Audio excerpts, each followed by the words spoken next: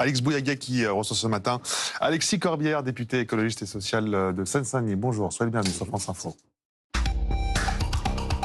Bonjour Alexis Corbière. Bonjour, On va évoquer la question du référendum sur le budget, proposition de François Bayrou. Mais pour commencer, un mot sur ce livre qui paraît demain chez Flammarion. La Meute, c'est comme ça qu'il s'appelle. Les journalistes Charlotte Belaïch et Olivier Perroux décrivent la réalité de la France insoumise avec un Jean-Luc Mélenchon omnipotent. Jean-Luc Mélenchon ne demande pas seulement la discipline de groupe et la loyauté absolue, mais la dévotion aveugle. Celui qui doute trahi, écrivent les auteurs. Il a été comme ça avec vous?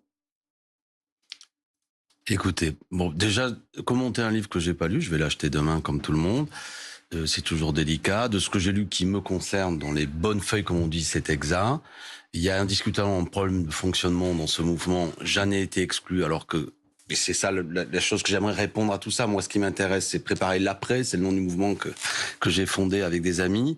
C'est comment nous créons les conditions, à l'occasion notamment de la prochaine élection présidentielle, d'une candidature commune de l'ensemble du NFP, qui gagne et qui notamment n'est pas battue par l'extrême droite. Et la stratégie de Jean-Luc et son fonctionnement est aussi un des éléments de tout ça, ne produit pas la possibilité de gagner. C'est ça, c'est que, vous savez, on ne fait pas la 6e République et une société plus démocratique quand on fonctionne en interne comme un mouvement extrêmement, dans lequel on ne tolère pas le désaccord. Et sitôt qu'on est en désaccord, je le vois de la part, on appelle ça des trolls sur les réseaux sociaux, je me fais insulter de la part de gens, je ne sais même pas qui c'est, caché derrière des pseudonymes. On est traître parce qu'on propose une orientation différente. Eux, la France Insoumise dit, il y aura le candidat quoi qu'il arrive. Insoumis, on a compris que c'était Jean-Luc. Et moi, je suis pour l'unité, la candidature commune, et on me qualifie de traître. Donc ça, quand un mouvement n'arrive pas à tolérer un débat interne, c'est qu'à mon avis, il n'est pas l'outil pour aujourd'hui rassembler la majorité de la société. Vous avez été vraiment le compagnon de route de Jean-Luc Mélenchon de la première heure, ces 30 ans de vie politique ensemble. Vous êtes un historique, comme on dit. Il vous a dit il y a 2 ans, ne m'adresse plus la parole. Vous n'êtes plus jamais reparlé depuis? Plus jamais. Chacun jugera, voilà. Non, mais ça, c'est des aspects, y compris, voilà, qui touchent de l'intime. Je ne sais pas comment ces journalistes ont eu cette info. Elle est exacte. Elle est exacte.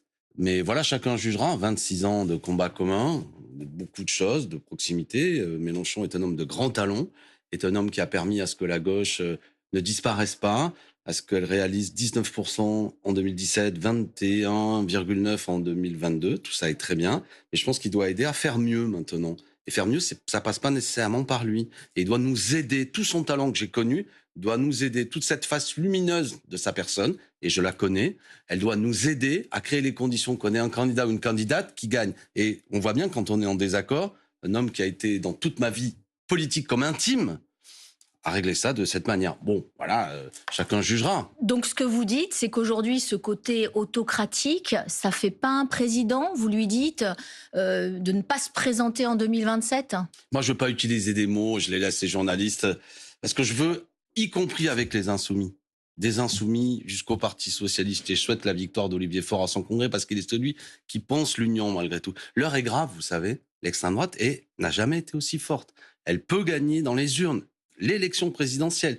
Donc si on ne change pas de stratégie, si on reste sur des vieux schémas, si chaque appareil politique de la gauche dit « j'aurai mon candidat ou quoi qu'il arrive », nous perdrons. Mais vous savez bien que c'est un combat perdu d'avance. Jean-Luc Mélenchon sera candidat en 2027. Eh bien, c'est le débat que j'aimerais avoir avec lui, et c'est pourquoi je viens dans les médias pour essayer de porter cette ligne et dire aux insoumis, moi je suis sans sectarisme. Vous avez beau m'insulter, me dire « je te parle plus », je continue à penser que on faut faire un front unique, un front commun de toute cette gauche, comme on a su le faire aux élections législatives. Donc moi, vous savez, je fais le pardon des offenses.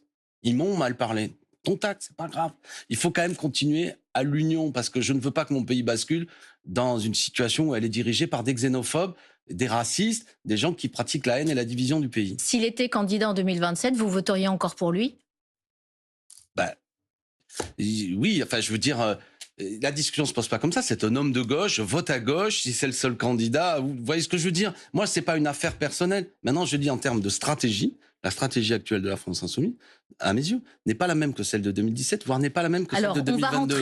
Donc je crée les conditions, parce que j'ai encore vu un sondage récemment où au second tour face à l'extrême droite, si c'était Jean-Luc Mélenchon, il fait 33 et le candidat d'extrême droite fait 67. Alors qu'en 2017, Jean-Luc Mélenchon gagner les possibles second tours face à l'extrême droite. Qu'est-ce qui s'est passé?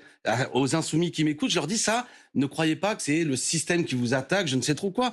C'est quelque chose qui est le produit d'une orientation politique. Qu'est-ce qui s'est passé? C'est vrai que le livre décrit aussi un glissement de Jean-Luc Mélenchon vers l'antisémitisme, lorsqu'il dit que l'antisémitisme c'est résiduel, lorsqu'il conspue Jérôme Guedj, député socialiste, je et son milieu, attendez, de fanatisme, lorsqu'il parle d'une journaliste au patrimoine juif comme d'un agent du Likoud. Est-ce que vous estimez, au vu de tout ça, qu'il a opéré un glissement? Non, non. Enfin, là-dessus, je vous arrête. De Jean-Luc Mélenchon que je connais n'est pas antisémite. La France insoumise n'est pas un mouvement antisémite. Ça, je serai très clair là-dessus. Voilà. On peut discuter de quelle manière il y a des propos qui manquent d'habileté, qui manquent d'empathie. Mais Jean-Luc Mélenchon, je le connais. On a beau avoir aujourd'hui cette rupture personnelle. Cet homme n'est pas antisémite. Ce n'est pas exempt. Ce n'est pas vrai. Et c'est pas bien de véhiculer cette idée. Ça sert bien souvent, vous savez quoi, à faire taire toute critique actuellement de ce que fait le gouvernement d'extrême droite israélien, qui pratique une politique que je vais qualifier d'épuration ethnique à Gaza. On a même Amnesty International qui parle et qui confirme. Non, c'est important. Est-ce que pour vous, est-ce qu'il y a un antisémitisme de gauche? Marine Tondelier, elle a eu du mal, elle a dû s'y reprendre à 2 fois avant de le concéder.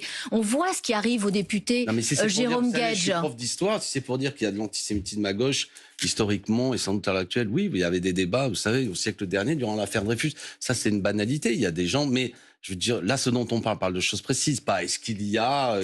vous me demandez de me prononcer sur Jean-Luc Mélenchon, je vous dis que cet homme n'est pas antisémite, c'est un militant politique, républicain, et actuellement, ce que j'observe trop souvent, vous m'arrêtez comme si c'était secondaire, on a aujourd'hui une situation où, après le massacre terrible du 7 octobre et les attentats terroristes du Hamas, le massacre que l'on sait depuis, la réaction de gouvernements violents d'extrême droite est une situation qu'Amnesty International qualifie de génocide. 45 à 50 000 personnes, dont 20 000 enfants qui ont perdu la vie. Et moi, je soutiens tous ceux qui, en Cisjordanie, Palestine, j'ai souhaité même y aller, le gouvernement israélien me l'a interdit. Ou en Israël, je pense à mes amis de Standing Together, qui est un mouvement civique israélien qui organise des manifestations avec des portraits d'enfants de Gaza. C'est ça aujourd'hui. Et il y a trop souvent l'argument, vous le savez, que si vous faites entendre une critique vis-à-vis de ce massacre, on vous dit vous êtes antisémite.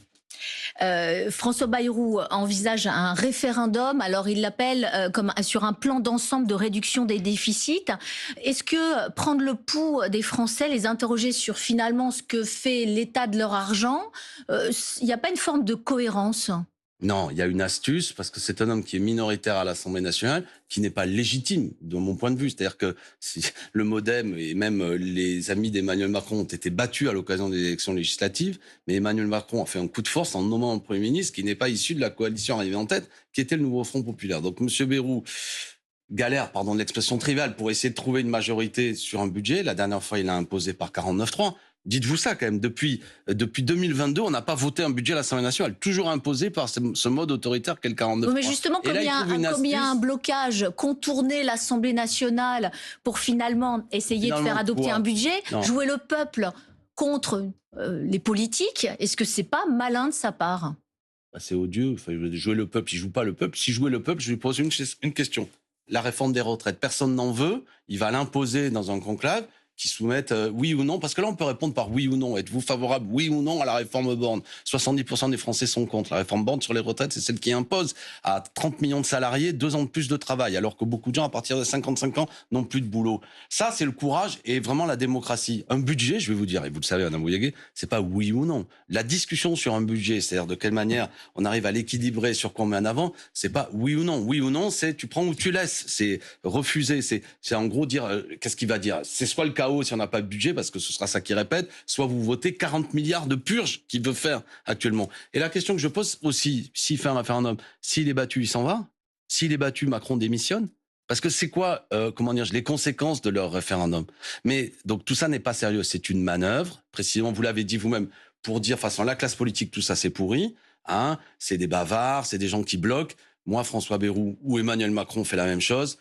Je suis le sauveur. Bon, c'est des solutions, vous savez, qui sont pour le coup de tous ces gouvernements autoritaires que l'on voit, de l'anti-parlementarisme, d'une solution unique, personnaliste, présidentialiste, etc.